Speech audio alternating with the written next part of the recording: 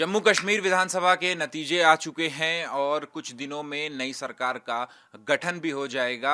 लेकिन इन चुनावों में जो एक पार्टी है जिसने सबसे ज़्यादा हलचल मचाई थी वो पार्टी थी अवामी इत्तेहाद पार्टी, जिनके सर्वे सर्वा इंजीनियर राशिद खुद बारामुल्ला से सांसद हैं और उन्होंने उमर अब्दुल्ला को हराया था। हमारे साथ बात करने के लिए मौजूद हैं इंजीनियर राशिद। इंजीनियर साहब, सबसे पहला तो सवाल यही है कि लगभग 34 विधानसभा सीटों पर आपने अपना उम्मीदवार बनाया, लेकिन सिर्फ एक सीट पर आप जीत सके।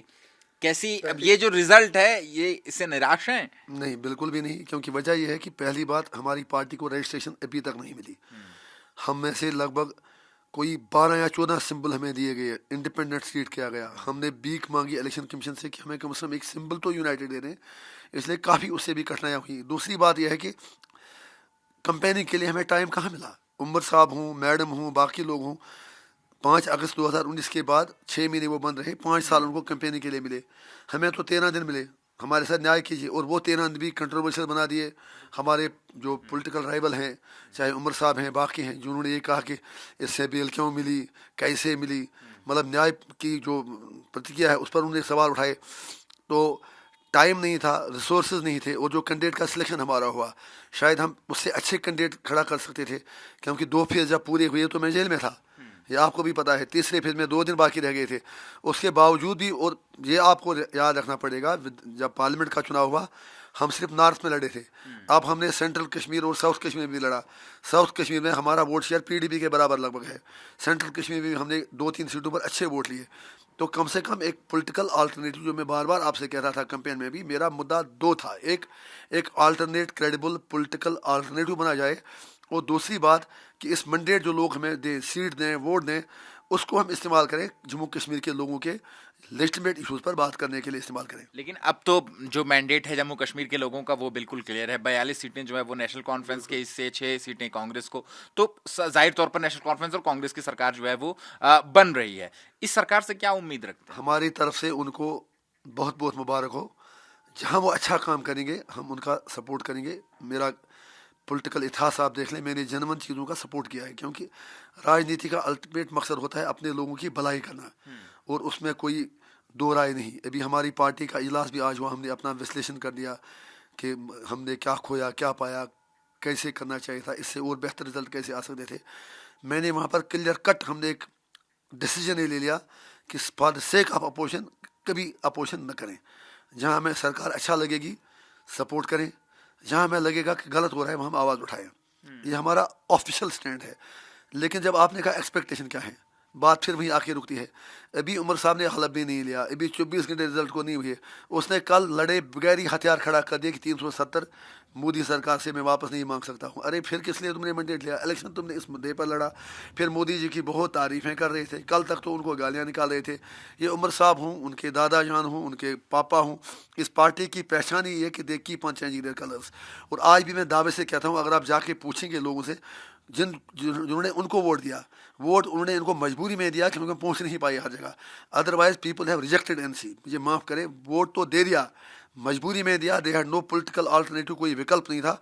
लेकिन कश्मीरियों को पता है कि एनसी जो है ये उनके गले उतरने वाली जमात नहीं है। और उसका पहला सबूत कल उमर साहब ने दिया, जब उन्होंने खुल के कहा कि 370 बीजेपी सरकार से मैं मांगूंगा ही नहीं।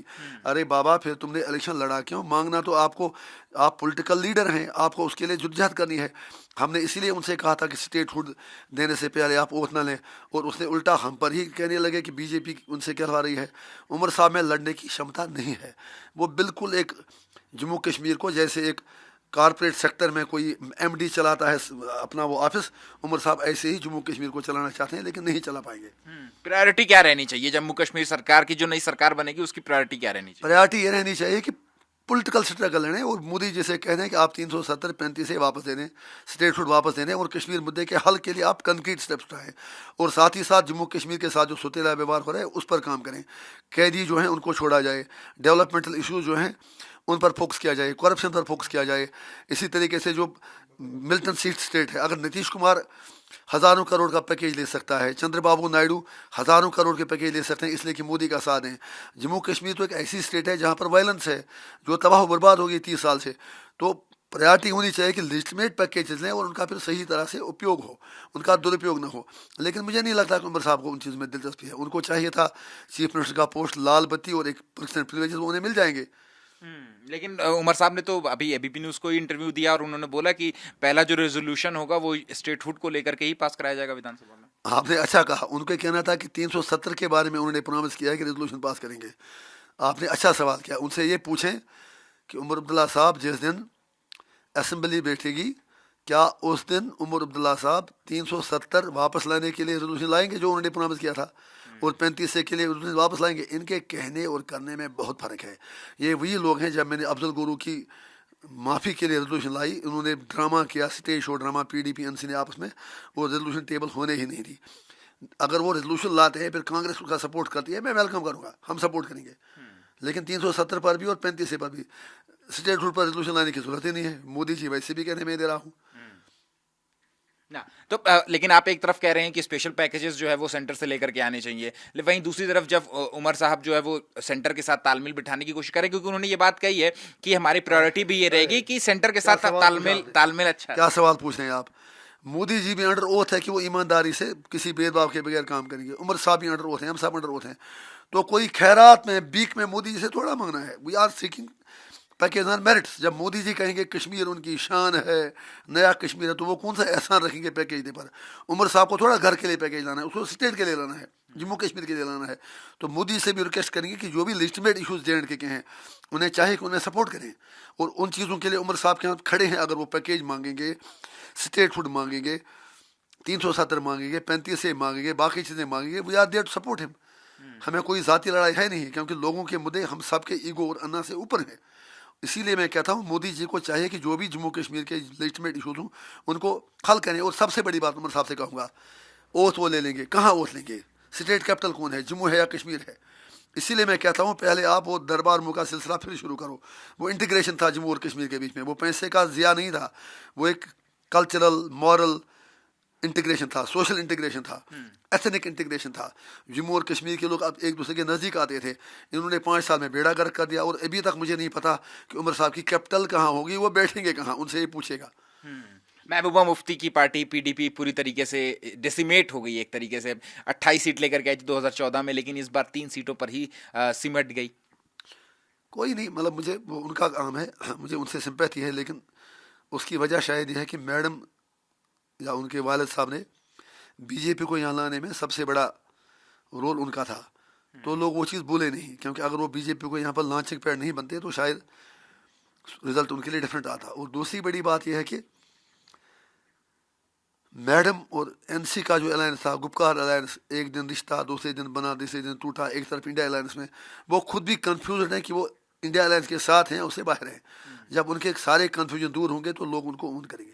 आपको क्या इस बात की निराशा या फिर बेहतर उम्मीद, जैसा मैंने पहले भी कहा कि उम्मीद कर रहे थे आप कि कम से कम इतनी सीट लेकर के आए कि कहीं ना कहीं किंग मेकर की भूमिका में आ जाएं, लेकिन एक सीट मिली है तो क्लियर मैंडेट जम्मू कश्मीर के लोगों का जो है वो नेशनल कॉन्फ्रेंस के साथ रहा। सर मैंने आपको कंपेन में भी कहा, देखिए मैं डबल फेस वाला आदमी नहीं हूँ, मैंने कंपेन में भी कहा था कि मेरे लिए सीटों से ज़्यादा वोट शेयर मैटर करता है, ताकि एक उस मंडेट को हम जम्मू कश्मीर के लोगों को परमानेंट डिसएम्पावरमेंट से निकालने के लिए इस्तेमाल करें। सीटें आती तो अच्छी बात ही, हम फिर भी लोगों के शुक्रगुजार हैं कि हमारी प्रेजेंस असेंबली में गई।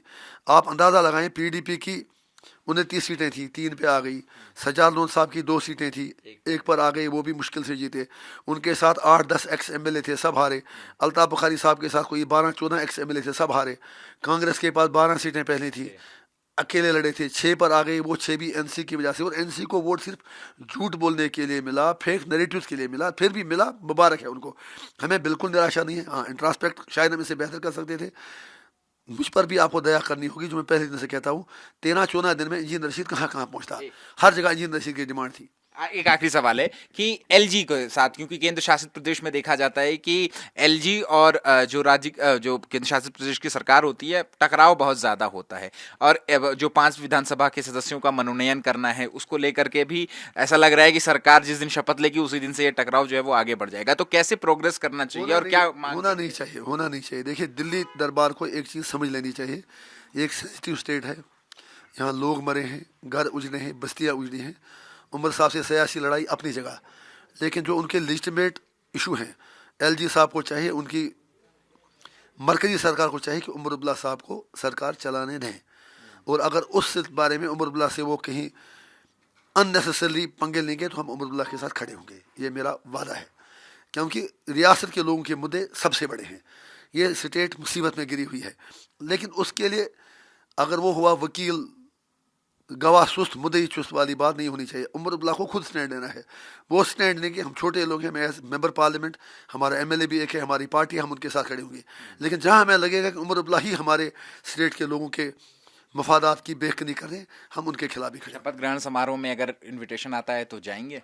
अब मुझे नहीं पता, मैं तब त्योहार में होगा यहाँ होगा, मुझे कोई आइडिया नहीं, क्योंकि हमारी बेल भी 2-3 दिन के लिए है। ऐसा माना जा रहा है परसों ही शपथ ग्रहण हो जाए। और उमर साहब ये क्या कहते हैं, मेरे सारे पॉलिटिकल राइवल ये तो जियारतों पे जाके वहाँ पर ये प्रसाद बांट रहे हैं कि किसी तरह इंजीनियर रशीद वापस जेल जाए। इन्हें पता है रोकेगा तो इंजीनियर रशीद ही, अगर यहाँ होए तो देखते हैं। आप हाँ, परसों ऐसा माना जा रहा है कि ओथ सेरेमनी होगी, अगर इनविटेशन आता है तो जाएंगे कि नहीं जाएंगे, हाँ या ना? आप अगर उनकी तरफ से इनविटेशन लेके आए हैं फिर मैं जवाब दूंगा। आप अगर उनकी तरफ से इनविटेशन देने आए हैं तो फिर मैं आप MP हैं, आप बारामूला के MP हैं, रिप्रेजेंटेटिव हैं लोगों के, तो अगर ओथ सेरेमनी में बुलाया जाता है तो जाएंगे कि नहीं जाएंगे? आने तो दें, पहले आने तो दें, पहले आने तो दें इनविटेशन। मैं बिल्कुल हिपोथेटिकल सवालों का जवाब नहीं देता हूँ, आने तो दें। I am a practical man, मैंने इसीलिए कभी आपसे नहीं कहा कि हम इतनी सीटें ले जाएंगे, मैं इसीलिए कहता हूँ आने दें, आएगा तो देखा जाएगा। थैंक यू, शुक्रिया बात करने के लिए। कैमरा पर्सन वेद प्रकाश पांडे के साथ Ahmad Bilal, ABP news, Srinagar. For exclusive and insightful videos, subscribe to our new channel ABP Live Premium.